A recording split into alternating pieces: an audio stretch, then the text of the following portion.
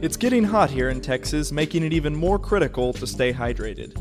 To prevent dehydration, there are 3 things you should keep in mind. First, you can't cram for hydration. Do your best to spread your water consumption out across the day. Second, by the time you're thirsty, you're already dehydrated. And third, it's not all about the water. Electrolytes are vital for proper hydration, specifically sodium. To easily estimate your hydration status, look at your urine color. For optimal hydration, you want to see a light yellow color. Dark urine may indicate underhydration, and clear may indicate overhydration.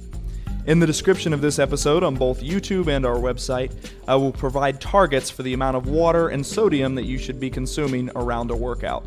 For more hydration knowledge, check out the We Do the Heavy Lifting podcast number 308 with Brian Snyder. Until next time, this is Alex Blazo wishing you an active and healthy week.